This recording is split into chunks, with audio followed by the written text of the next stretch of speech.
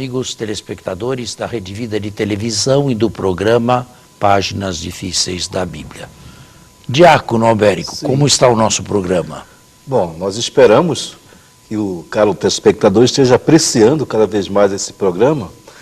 Recordo até uma frase de Santo Agostinho: eu entendo para crer e creio para entender. Então, o objetivo Tem desse programa recebido é esse. alguns e-mails, não é? Bastante e-mails. Nem todos nós podemos Não. responder. Há aqui alguns. Veja, um quer saber a respeito dos animais. O animal é um símbolo. E por que os impérios são atribuídos a animais? Simbolicamente. Se isso significa que eles são terríveis. São 4 feras. Feras que fazem mal. Certo. Feras que não são animais domésticos. Feras que o homem não traz para a sua domus, para a sua casa.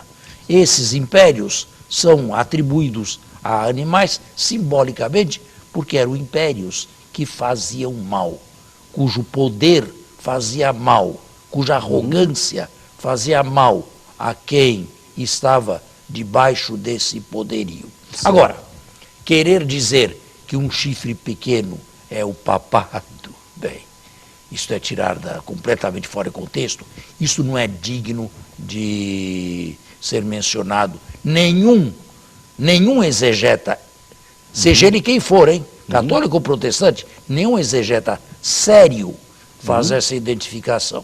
Isto o fazem pessoas ignorantes ou pessoas que querem ofender outros de outra religião, porque seriedade nisso aí não tem nenhuma. Certo. Absolutamente. O chifre pequeno é Antíoco Epifânio IV, dentro do contexto, rei Seleucida, que fez tanto sofrer aqueles que eram cristãos. Aqueles que eram judeus. No século II antes de Cristo. Certo? Entre 167 e 164 antes da era cristã. A respeito de milagres de Jesus, de que já falamos, Jesus fez diversos milagres. João relata 7. 7 é um número de plenitude. Mas João não tem a pretensão, e nenhum sinótico tem a pretensão de narrar cada milagre de Jesus. Às vezes, um único milagre é paradigmático, como um leproso. Esse leproso está por todos os leprosos que Jesus tenha curado. Bem, eu tenho a impressão que as principais dúvidas, não é, são essas aí. Alguém perguntou sobre o Império Romano. O Império Romano não existia ainda, na época em que o livro de Daniel foi escrito, portanto, não podia nem ser objeto de investigação. Certo. O Império Romano começou na Palestina no ano 63 da nossa era, e não a época em que o livro de Daniel, no século II, foi escrito. Perfeito. Não tirar um texto do seu contexto. Absolutamente. Isto não é científico. Não é? Isto é ignorância completa e absoluta. É a mesma coisa que eu dizer, a Bíblia diz que Deus não existe. Olha aqui, está aqui, Deus não existe. Só que não vai além, disse o insensato. Não é? Não se faz esse tipo de coisa. Tá bom. Sim? Nós tínhamos parado no capítulo 4 ou no capítulo 3 De Daniel. Os capítulos 4 e 5 são juízos sobre reis. O capítulo 4 é longo e é estranho. Não vamos ler aqui o capítulo 4 inteirinho, porque talvez deixasse o programa monótono. É melhor narrar. Nabucodonosor tem um sonho. Certo. E se vê uma árvore grande, bonita e frondosa, e essa árvore de repente é cortada e deixa apenas um toco. Bem, estou falando muito genericamente. Quer saber o seu significado. os astrólogos no texto, os adivinhos, os charlatães, esses todos não são capazes de interpretar. Daniel o é, não por ser superior aos demais, mas porque pede a Deus a ciência da interpretação. É claro que este capítulo nunca se deu.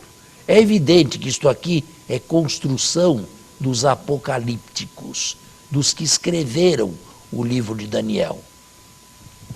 A interpretação é bastante estranha, terrível.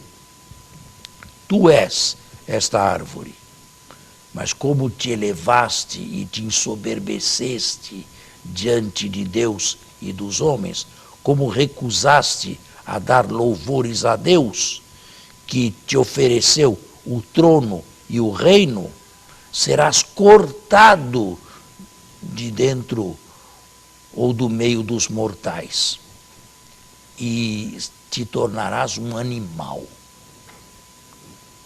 Sobre ti cairá o orvalho e comerás feno com os bois. Isto aconteceu, o sonho se tornou realidade, Nabucodonosor se tornou uma fera. Foi banhado pelo orvalho do céu e comeu feno com os bois da terra. Até quando? Até que um dia elevou os olhos aos céus e recobrou a lucidez. E se tornou novamente um ser humano quando reconheceu Deus. Um texto desse pode ter acontecido na realidade? Não. Um homem se transformar num animal Mas há uma mensagem aí. e depois voltar a ser homem novamente? Pode isto ser verdade? Ao pé da letra, não. Pode Não isso tem ser como. histórico? É claro que não. É evidente que não. Agora, traz uma mensagem, e uma mensagem profunda, a meditação deste capítulo 4. Refiro-me a ela. E qual é ela? Existem seres humanos que se tornaram piores que Nabucodonosor, piores que feras, animais ferozes, violentíssimos, e deviam ser amarrados, e deviam ser enjaulados para pararem de fazer o mal. Por exemplo, Hitler. Por exemplo, Stalin.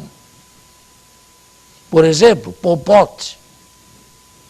A história conhece este tipo de gente, este tipo de animais. Não deram glória a Deus. Mas também, que fim tiveram? Que fim teve essa gente toda? Está vendo? O texto, no seu modo literário fictício de traduzir a história, é de uma atualidade impressionante. Até hoje, existem homens no meio de nós que são animais selvagens, animais puros, animais perigosos. Esses traficantes que matam não sei quantos por dia, que são? Que são? Olha lá no Rio de Janeiro a situação. Não é?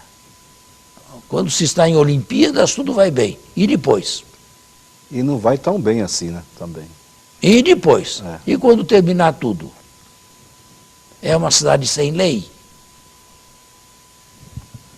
Vejam, de que são capazes os seres humanos. Bem dizia Jesus, como é triste ser entregue às mãos dos homens.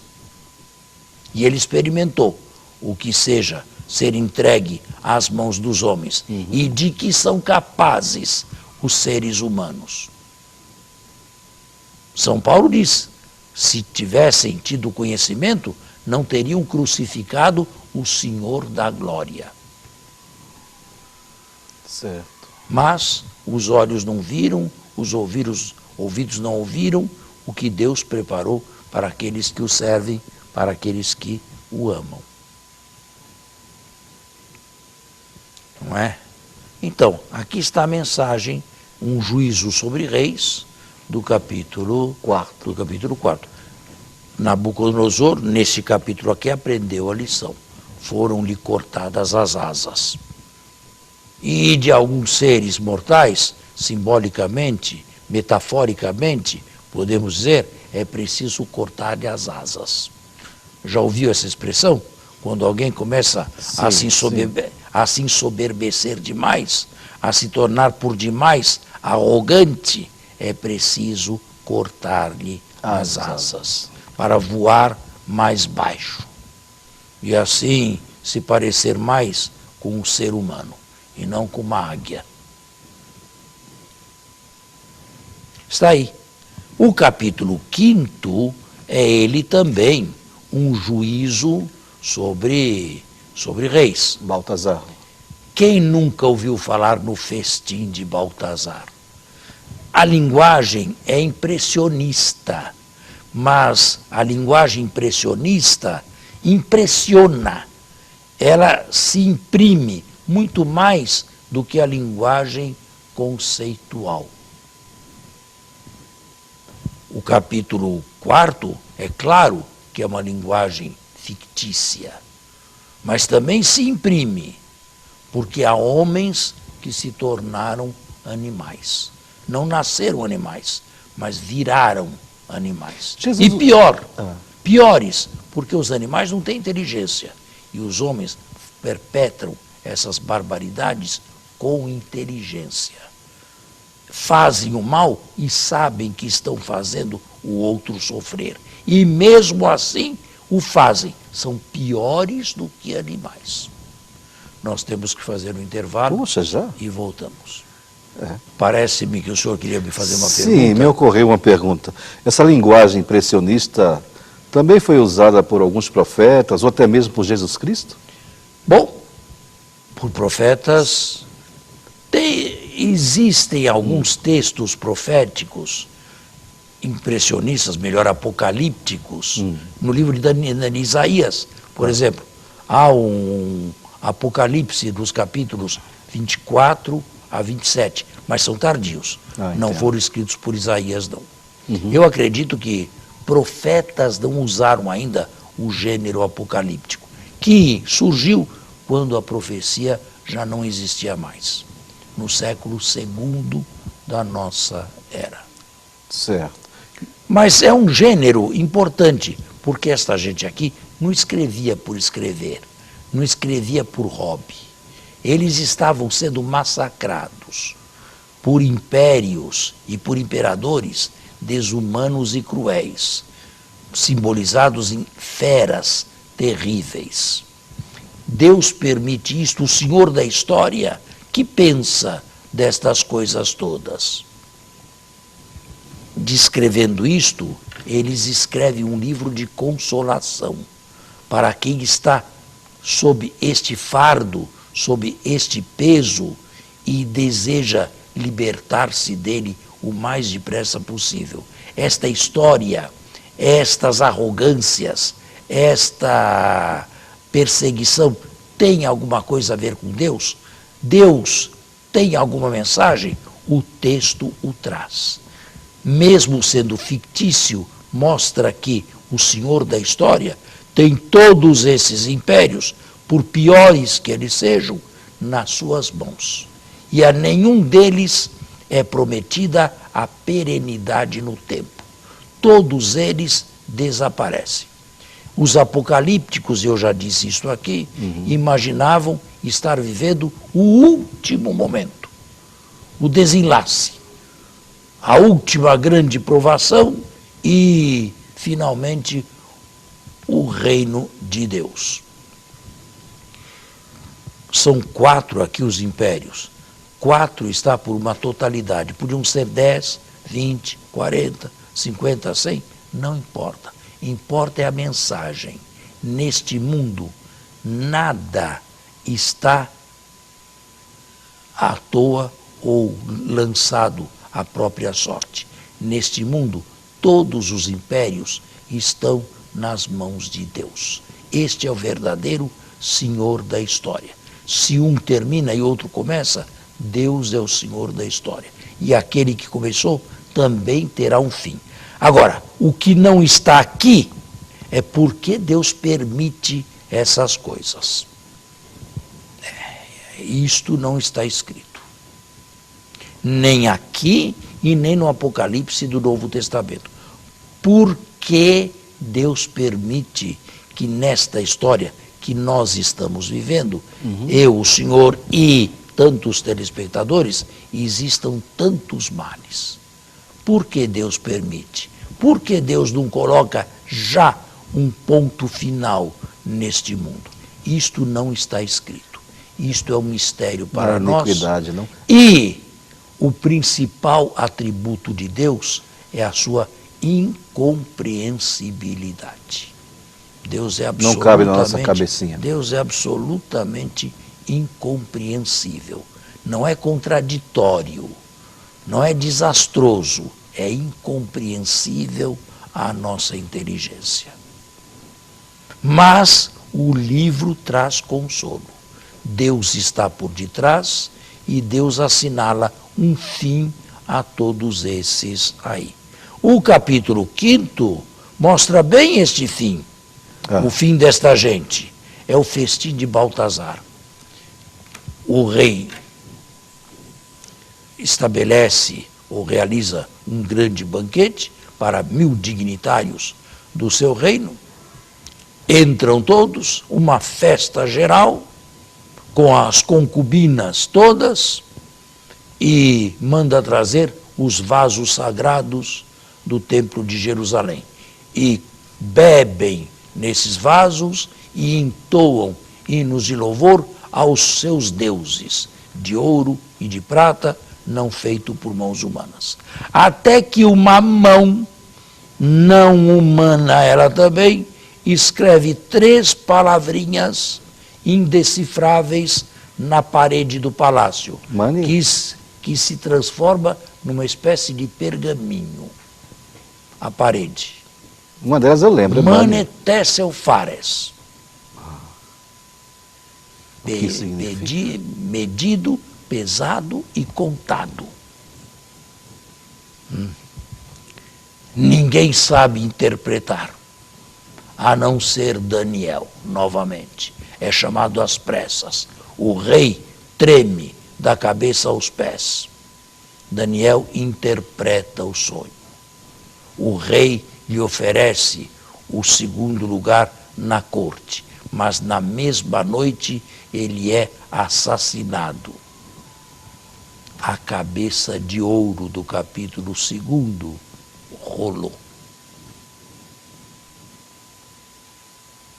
Esta é a mensagem. Quer dizer que esse rei promove um sacrilégio, na verdade, né? Mas a cabeça rolou. Aí está o juízo sobre reis. Agora, isto não é histórico? Sim, mas quantas cabeças históricas que quiseram imitar isto aqui rolaram? Isto aqui simplesmente é um retrato surrealista e impressionista de coisas que acontecem na história.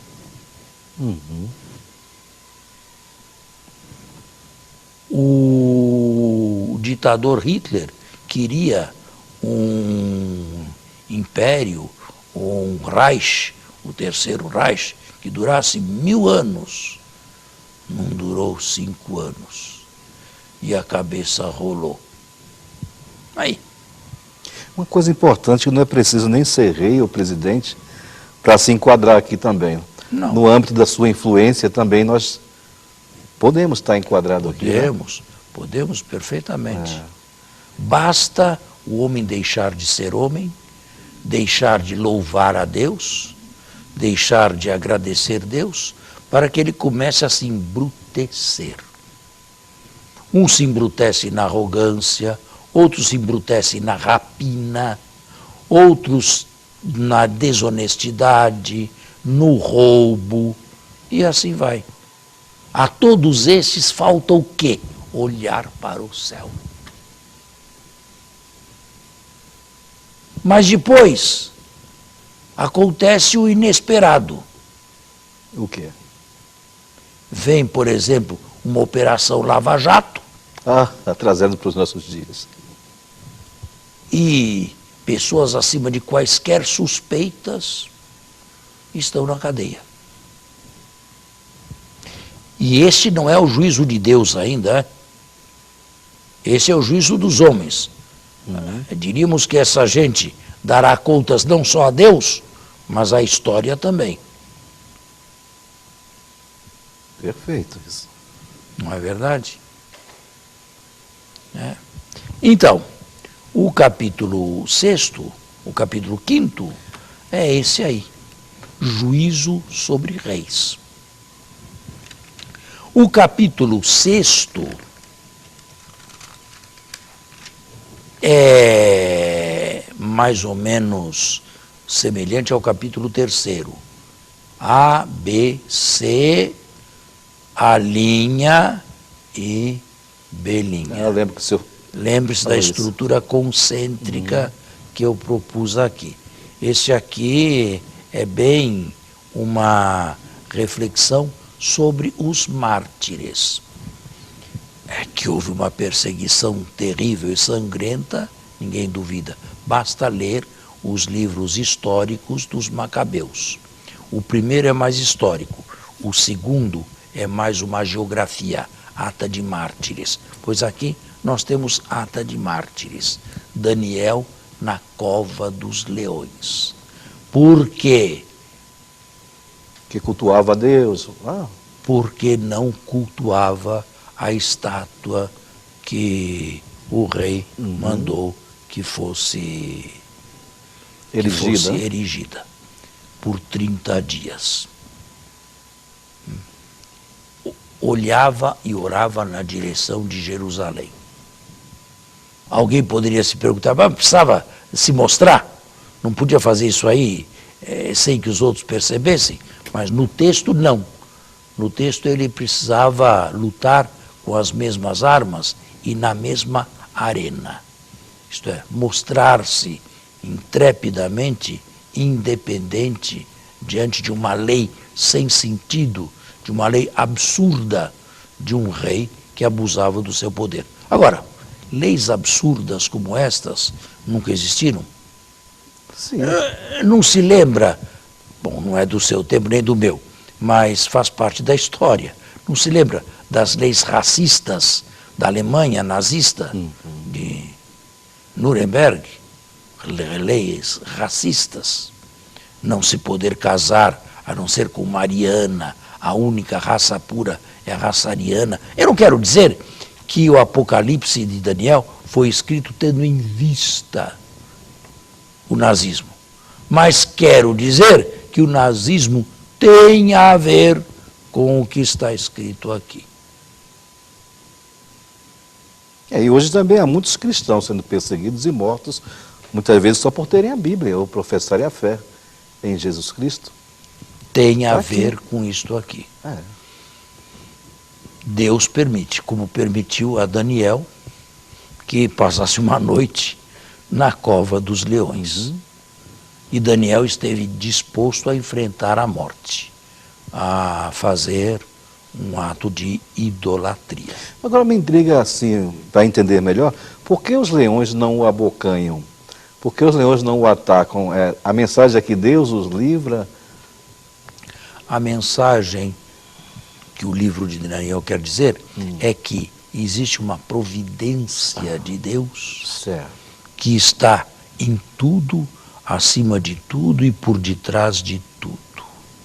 Ele é o Senhor da história e não os que pensam que são. Mas nós temos que terminar o nosso programa. Sim, que pena. Ele está encerrado passou por muito hoje. Rápido. Mas ele continuará, ou se continuará. Próximo sábado. Exatamente. Muito obrigado. Até lá. Obrigado. Até o próximo sábado, com a bênção e a graça de Deus.